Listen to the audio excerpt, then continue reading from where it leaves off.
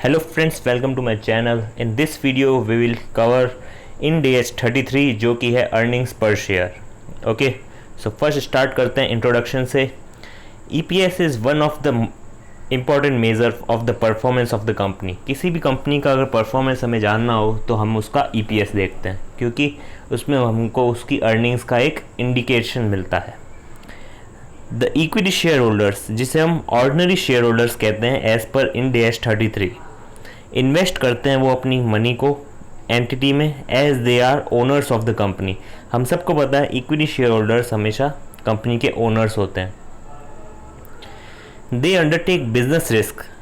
Company जो भी business कर रही है उसमें जो भी रिस्क है वो इक्विटी शेयर होल्डर्स बेयर करते हैं. And they also bear financial risk. जो भी उन्होंने उसकी कंपनी ने किसी भी तरह का लोन ले रखा है या डिबेंचर्स ले रखे हैं, जो उस पे जो भी इंटरेस्ट पे करना पड़ता है, चाहे इनकम हो या ना हो, उस इंटरेस्ट को पे करना ही पड़ता है. उस चीज़ को कहा जाता है financial risk, along with all allied systematic and non systematic risk of the company. और जितने भी रिस्क होते हैं वो सब अंडरटेक करते हैं equity share holders. Normally they expect a higher than normal return than from their investments. इसका मतलब जो इक्विटी शेयर होल्डर होते हैं वो रिस्क बेयर करते हैं, तो जाहिर सी बात है उनका एक्सपेक्टेशन भी उनकी हाई रहती है कि उनको नॉर्मल लोगों से ज़्यादा रिटर्न मिले. यानी एक डिबेंचर होल्डर या रिस्क फ्री जो भी लोग हैं, फॉर एग्जांपल डिबेंचर होल्डर या और भी कोई प्रेफरेंस शेयर होल्डर, उससे हमें ज़्यादा रिटर्न मिले, ऐसा इक्विटी शेयर होल्डर एक्सपेक्ट करते हैं. EPS is one of the major which will help the investors to know whether their investment is earning expected return or not. Investors के लिए ये उस चीज़ का इंडिकेशन होता है कि उसकी जो उसने इन्वेस्ट कर रखा है पैसे, उस पे उसको एक्सपेक्टेड रिटर्न मिल रहा है या नहीं मिल रहा है. EPS is used for making comparison between two different entities. आप किसी भी दो एंटिटीज़ का कंपैरिजन कैसे करेंगे उनकी अर्निंग्स के बीच? Through EPS. It also helps in comparison of two difference period within same entity. For example, एक कंपनी है और फाइनेंशियल स्टेटमेंट्स आपको पता है कंपेरेटिव बनाने पड़ते हैं, यानी लास्ट ईयर का भी हमें शो करना पड़ता है एज अ कंपैरिजन. तो उसमें भी हमें EPS देख के ये पता चल जाता है कि लास्ट ईयर EPS कितना था और करंट ईयर EPS कितना था, यानी कंपनी ने कितना EPS इंक्रीज़ हुआ है कंपनी में, यानी कंपनी और कितनी ज़्यादा प्रॉफिटेबल हुई है और उनको कितना ज़्यादा रिटर्न और मिलेगा इस साल. तो इसीलिए कहा गया है it also helps in comparison between two different periods. EPS is disclosed on the face of P&L. यानी फेस ऑफ P&L यानी कंपनी का जो भी P&L होता है, एक तो होता है कि रेवेन्यू फ्रॉम ऑपरेशंस, और उसके अंडर जो भी चीज़ें आती है वो हम आगे शेड्यूल्स वगैरह में लिखते हैं. जो भी हम शेड्यूल्स वगैरह में लिखते हैं, जो पीछे लिखते हैं, वो सब फेस ऑफ P&L नहीं होता. फेस ऑफ P&L क्या होता है?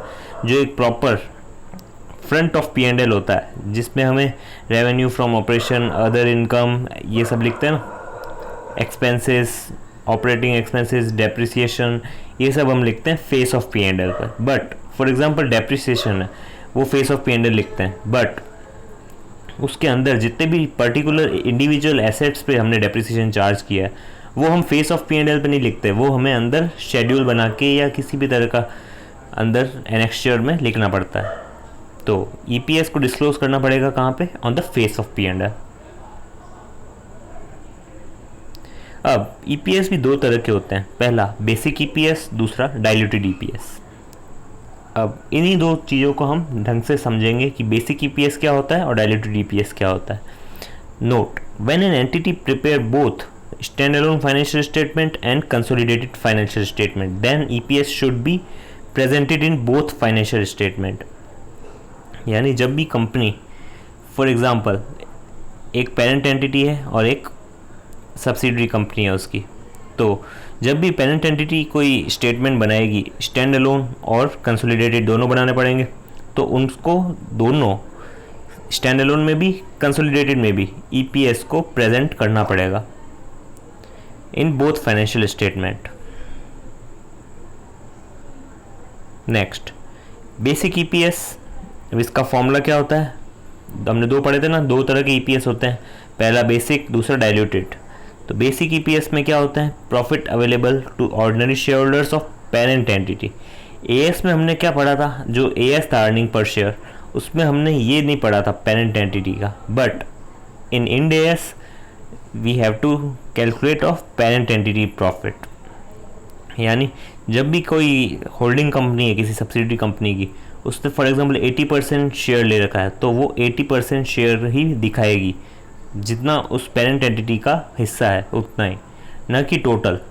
तो इसीलिए profit available to ordinary share holder of parent entity, यानी एक तो खुद का प्रॉफिट तो दिखाना ही है, प्लस सब्सिडरी कंपनी का भी प्रॉफिट दिखाना पड़ेगा कंसोलिडेटेड में, बट कितना दिखाएंगे, ओनली जितना शेयर उन्होंने ले रखा है उस सब्सिडरी कंपनी में, क्योंकि 80% शेयर ले रखा है, उसका प्रॉफिट का 80% हम कैलकुलेट करके ऐड कर देंगे इसमें, और बाकी 20% कहाँ जाएगा, माइनॉरिटी इंटरेस्ट, वो हमें उससे कोई लेना देना नहीं। ओके, तो हमारा कितना शेयर है 80%, उतना प्रॉफिट हमें ऐड करना पड़ेगा, और खुद का जो प्रॉफिट है वो ऐड करना पड़ेगा, तो हमारा आ जाएगा profit available to ordinary share holder of parent entity. Divide कर देंगे हम किसको, weighted average number of shares. ये एक एक चीज़ हम डिटेल में समझेंगे, अभी फॉर्मूला याद कर लो। Where profit available to equity share holder क्या है, प्रॉफिट आफ्टर टैक्स, यानी बिफोर ओसीआई। ओसीआई अभी बात नहीं करते हैं, बाद में बताऊंगा मैं, अभी खाली समझ लो। प्रॉफिट आफ्टर टैक्स यानी टैक्स का पेमेंट करने के बाद जो भी प्रॉफिट आएगा उसमें से हमें प्रेफरेंस डिविडेंड माइनस करना पड़ेगा, और डीडीटी यानी डिविडेंड डिस्ट्रीब्यूशन टैक्स जो भी है प्रेफरेंस डिविडेंड पे, वो माइनस करना पड़ेगा। उसके बाद आ जाएगा हमारा profit available to equity share holder. Note, do not deduct any transfer to general reserve और इक्विटी डिविडेंड। आपको पता है, क्योंकि हमें ईपीएस कैलकुलेट करना है, यानी profit available to ordinary share holder, तो हमें जितना भी ट्रांसफ़र किया है जनरल रिजर्व में, या हमने कितना भी इक्विटी डिविडेंड दिया है या इक्विटी शेयर होल्डर को कुछ भी दिया है, वो सब हमें डिडक्ट करने की ज़रूरत नहीं है। हमें खाली क्या क्या डिडक्ट करना है, इक्विटी शेयर होल्डर के अलावा जो भी फंड्स हम ट्रांसफ़र कर रहे हैं किसी को, फॉर एग्जांपल प्रेफरेंस डिविडेंड और भी किसी तरह का डीडीटी जो हम प्रेफरेंस डिविडेंड पे देते हैं, वो सब हमें डिडक्ट करेंगे, तो हमारा आ जाएगा profit available to equity share holder.